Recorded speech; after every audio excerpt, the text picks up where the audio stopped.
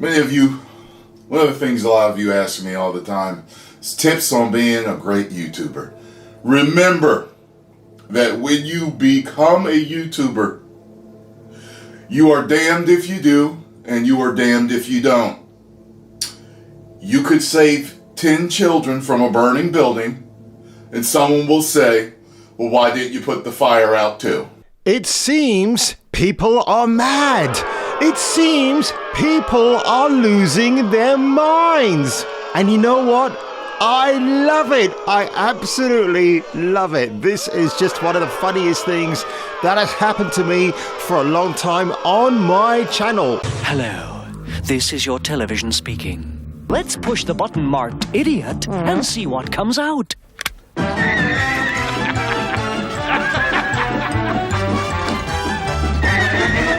What am I talking about, by the way? Now, before I even get into this video, make sure you hit the like button. It doesn't matter if you don't subscribe or not. It's more about the likes, because the more you like something, the more YouTube will be informed about it and push my video and other similar minded creators' videos out there.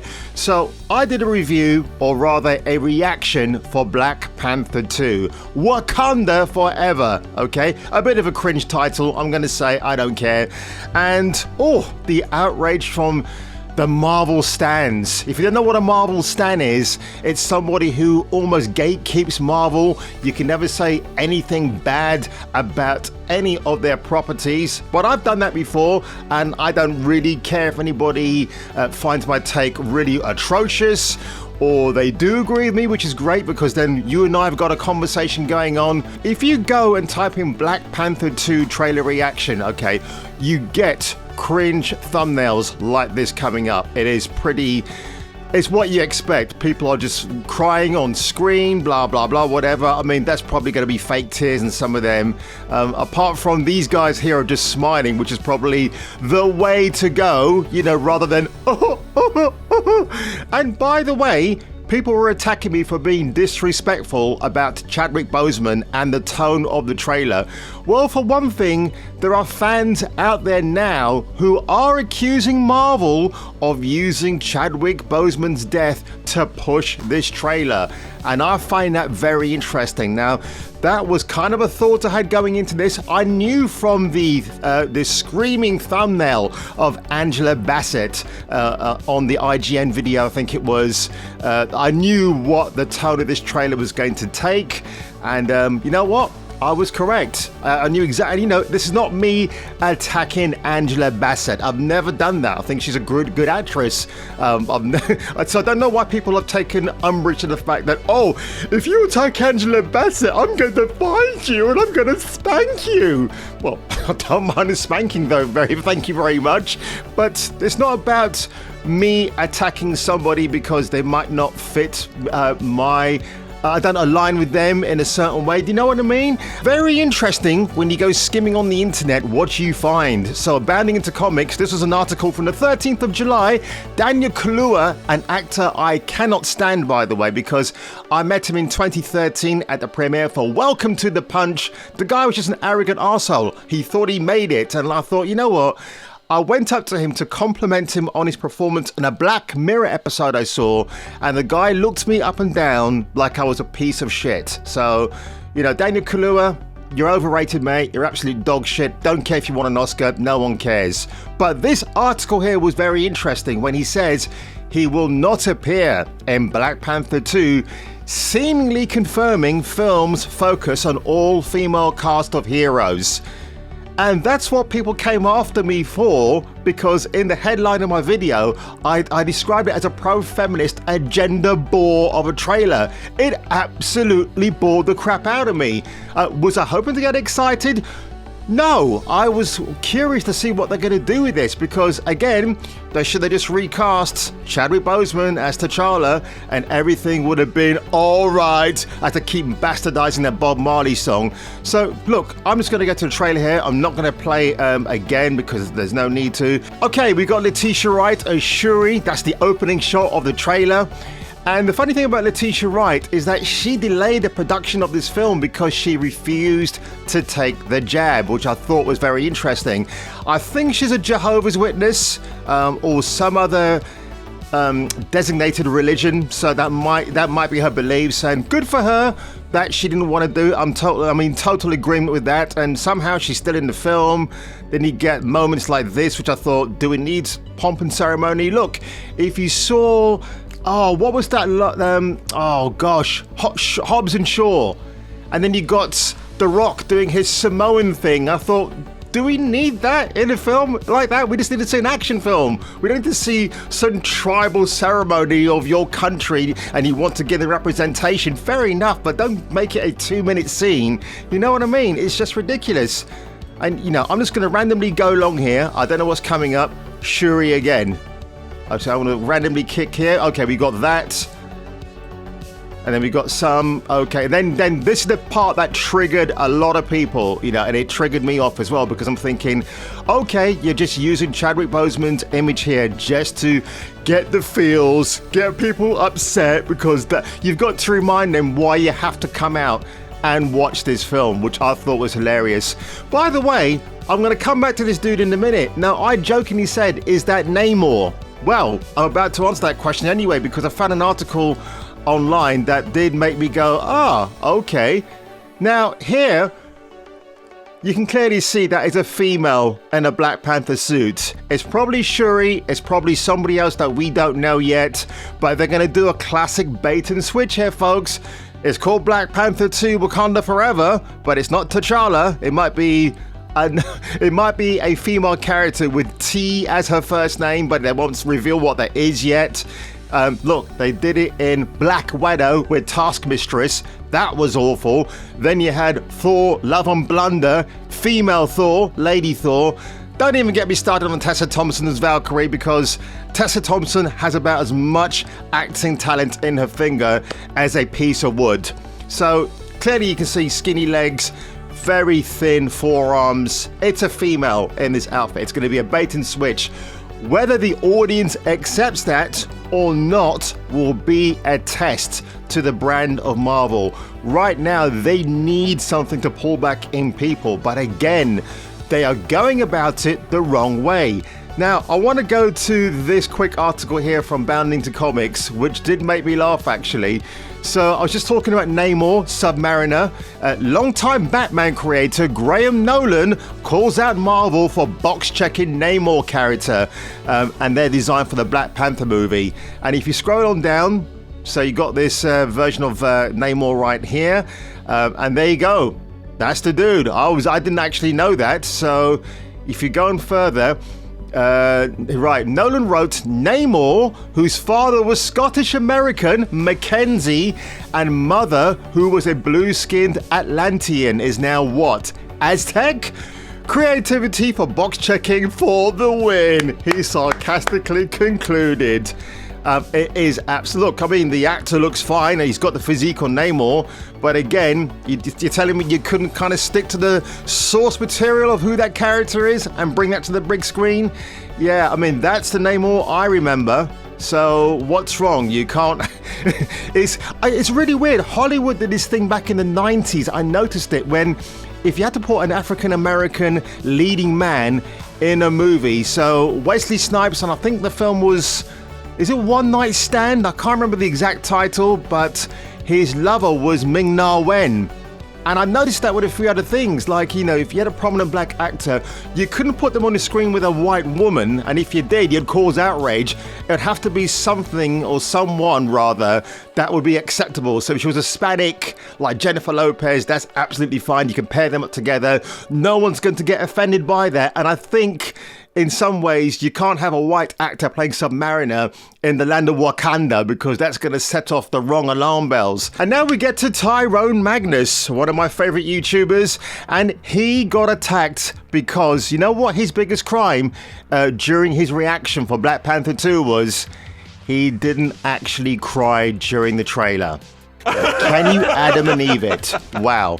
The guy has a few good points to say in his video, actually. I'm going to play a part of it now because he did make me laugh a lot. I started to see comments. And I was like, what? Why aren't you emotional? What? Sorry, Tyrone. Why aren't you crying? What? You could at least cry, bro. What? You ain't even all emotional over the brother. You've been whitewashed. Right? Everybody else is crying in their trailer reactions. Why aren't you? Isn't that interesting? So just because Tyrone Magnus is a brother and he is not honoring a brother's legacy on the big screen, he gets attacked. And he had to make a video. I'm just making a video for similar reasons because, you know what, as a POC myself, right, I don't have to see myself being represented on the big screen. I think a lot of the comments I had were people just saying about me, oh, you don't like diversity, you don't like women on the screen. Of course I love women on the screen when they're done correctly. Sarah Connor, Ellen Ripley, the like. You know, you think of those two action female heroes and they can't ever be topped or replaced.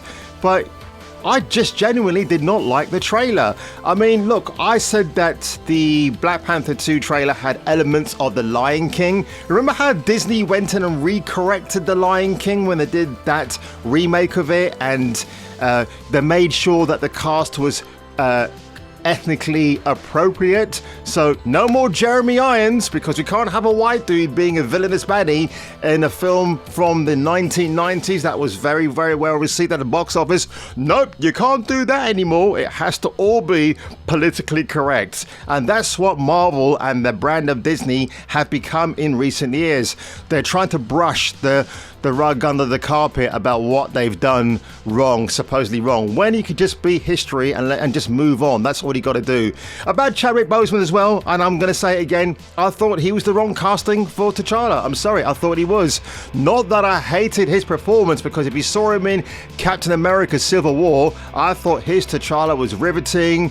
He's a very compulsive character to watch, but that's thanks to the Russo brothers. You know, when you get a director like Ryan Coogler, who was doing the small indie type movies like Fruitvale Station, then he moved on to Creed, and when they pulled him off Creed 2 to make Black Panther, the first Black Panther, did not like that at all. And then you get idiots commenting on the fact that, well, Black Panther is the first black superhero in the MCU.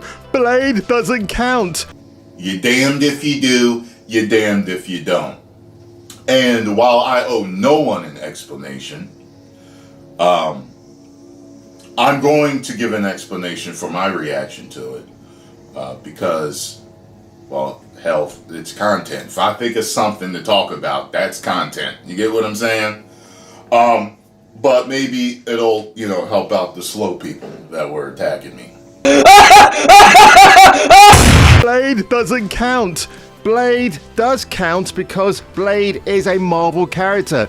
Doesn't matter that the MCU wasn't around then. The fact is, Blade, played by Wesley Snipes, who, when he starred in that film, wasn't out to prove to people that you could have a black superhero. He just saw the potential in making a great kick-ass movie that today people still praise to the nines, which I do, because I absolutely love that movie. Blade 1, Blade 2, you know what? Even Blade 3 has some good moments. It's not the most well-received of the trilogy, but Blade 3 rather, it had some good moments in there for me, namely Jessica Biel and Ryan Reynolds. Yeah, and the first Blade, if you know about it, there was some tension on set between Steve Norrington, the white dude, the director behind the camera, and Snipes, but they still managed to finish this film, and it's just a masterpiece to look at. The photography, the acting, the martial arts, the action, a great villain in Deacon Frost, played by Stephen Dorff, just brilliant, fantastic. And you don't get any of that kind of excitement in films coming out today. You really don't. So when people sit there, the Marvel stands, and they're gatekeeping anybody who dares not to, who goes against the grain for what they expect. Just because I'm not crying in my thumbnail for Black Panther 2, why should I? As Tyrone rightly said, didn't know Chadwick Boseman. I don't have any emotional connection to him. People have this very strange mentality that they have to be so emotionally invested in an actor or an actress because they feel that they know them. I've got some news for you folks. Your favorite actor or actress might be doing really bad things behind closed doors that we don't know about. And I guess we'll never find out about, because that's Hollywood. This is reality. All of this. I mean, folks, you even had a guy in the comment section who talked about being from New Zealand and how he appreciates